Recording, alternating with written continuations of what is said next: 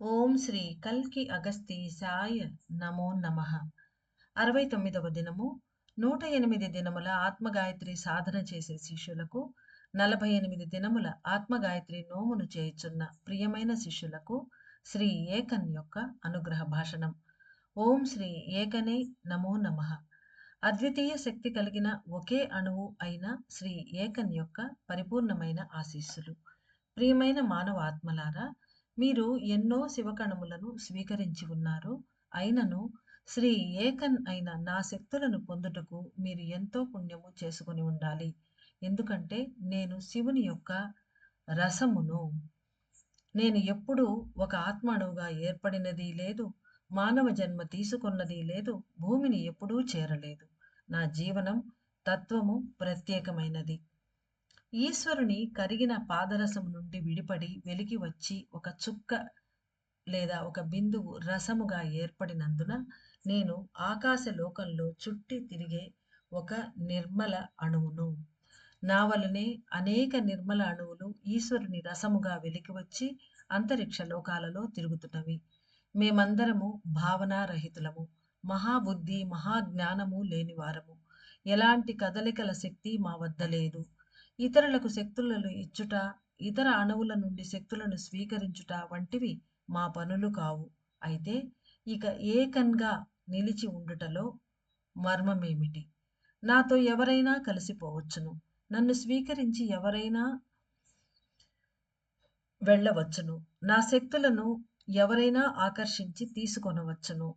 అది ఎలా అని తెలుసుకొనండి. ఎవరైతే చలనరహిత స్థితిని తీసుకొని, అనగా కదలని స్థితిని తీసుకొని నిర్మలత్వాన్ని పొందుతున్నారో వారి ఆత్మలన్నీ కరిగిన రసముగా మారిపోవును.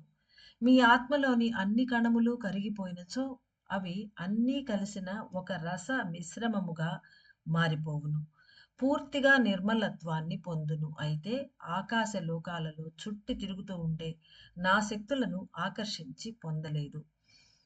ఎప్పుడైతే ఒక అణువు నిర్మలత్వాన్ని పొంది ఈశ్వరుని కదలికను కూడా తీసుకొని శక్తి మార్పిడులు చేయుచున్నదో లేదా శక్తి పంపిణీలు చేయుచున్నదో అప్పుడు ఆ అణువుచే నేను ఆకర్షించబడగలను.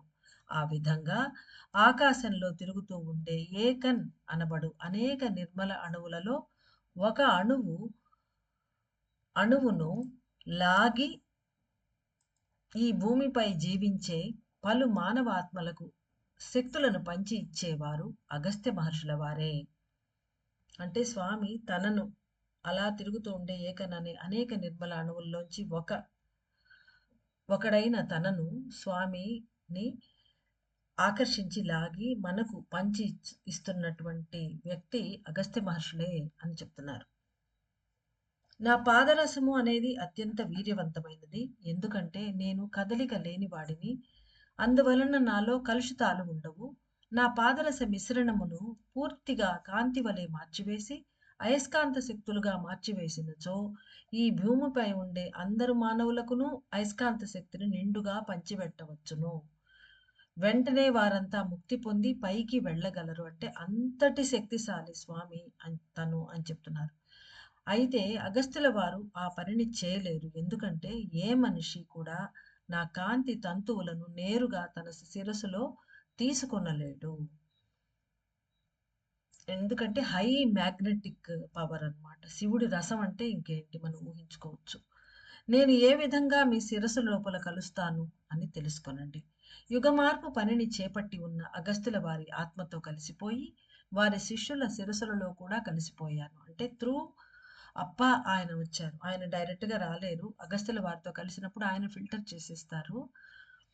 అప్పుడు ఆయన ద్వారా ఈయన మనలో కలుస్తారన్నమాట. కానీ కదలని కాంతినైన నేను ఎటువంటి పనిని చేస్తాను అని తెలుసుకోవాలి. నేను నిర్మల శక్తుల గిడ్డంగి వలె పనిచేస్తాను. అంటే ఒక స్టోర్ హౌస్ లాగా, ఒక గోడౌన్ లాగా పనిచేస్తాను అంటున్నారు. ఎవరైతే తమ అధిక నిర్మల తత్వములో నిలిచి ఉన్నారో వారి నిర్మల అణువులకు నా కాంతి శక్తులు అనబడు ఉన్నతమైన అయస్కాంతపు పోగులు పంచబడును.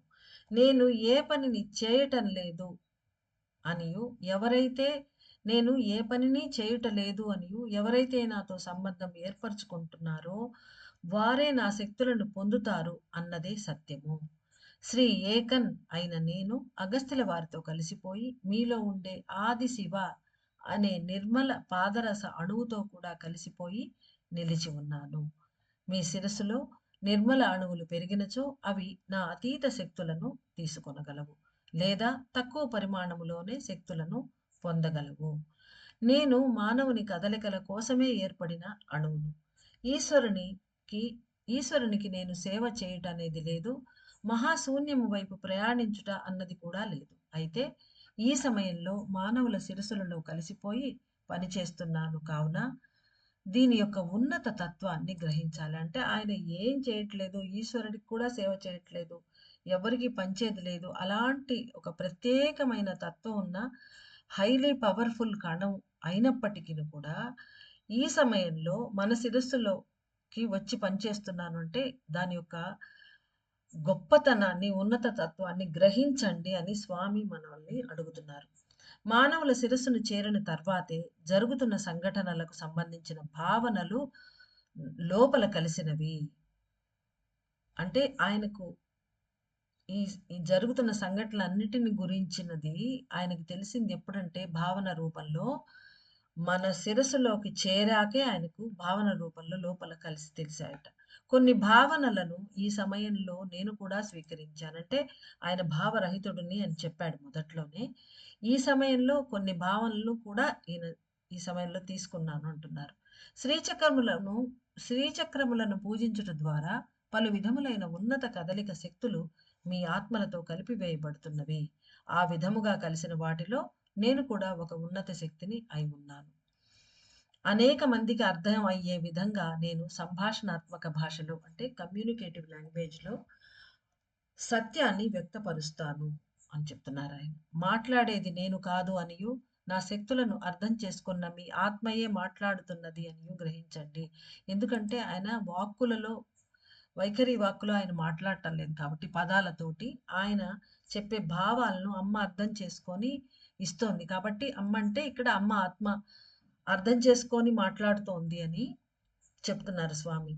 మాట్లాడేది నేను కాదు అనియు, నా శక్తులను అర్థం చేసుకొన్న మీ ఆత్మయే మాట్లాడుతున్నది అనియు గ్రహించండి. Every neutron has its own individuality. The powerful neutron has higher version of magnetic energy. The Aiken neutron has the superior magnification power. When your soul particles touch my magnetic field, immediately a lightning flash executes, and it may expand your vision power. No changes in my action and attitude occur due to the connection of another neutron. అంటే మన లోపల ఉండే ఆ నిర్మల అణువులు కలిసినప్పుడు ఈ నిర్మల అణువు యొక్క నిర్మల అణువు ఏ విధంగా మార్పు చెందదు. అయితే మన నిర్మల అణువులు టచ్ చేయంగానే ఒక లైట్నింగ్ ఫ్లాష్ లాంటిది వస్తుందట. ఆ మ్యాగ్నెటిక్ ఫీల్డ్ ఈయన ఫీల్డ్‌లోకి వెళ్ళినప్పుడు ఎందుకంటే ఆయన మన లోపల ఇప్పుడు వచ్చున్నారు కాబట్టి. అలా టచ్ కాంగానే మనది పవర్ వచ్చి ఎక్స్‌పాండ్ అవుతుంది. అప్పుడు మనం శక్తులను స్వీకరించగలము అన్నట్టుగా చెప్తున్నారాయన. But the magnetic energy from my neutron will be transferred.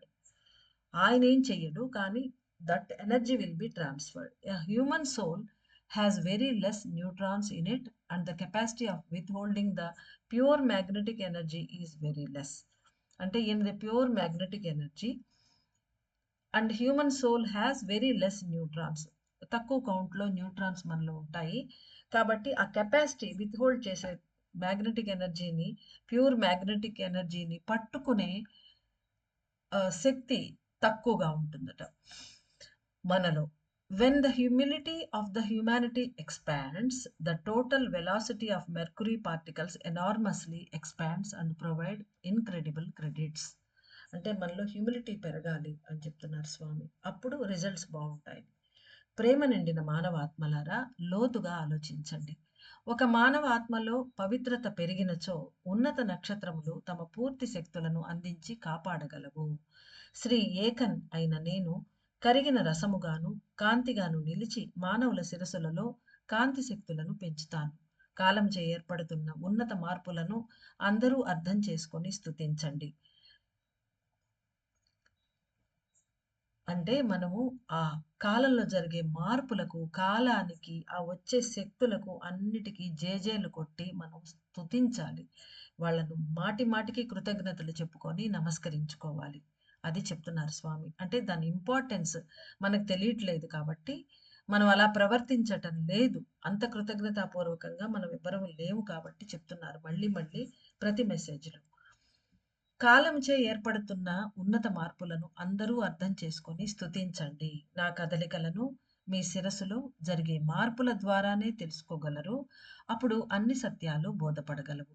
దైవ శక్తులను సులభంగా లోపలకు తీసుకొని వాటిని భౌతిక జీవితంలో సులభంగా ప్రతిఫలింపజేసుకొనవచ్చును. శ్రీ ఏకన్ అయిన నేను హద్దులు లేని అణువును గ్రహించి లోనికి స్వీకరించవలసినది. శ్రీ ఏకన్ యొక్క పరిపూర్ణమైన ఆశీస్సులు.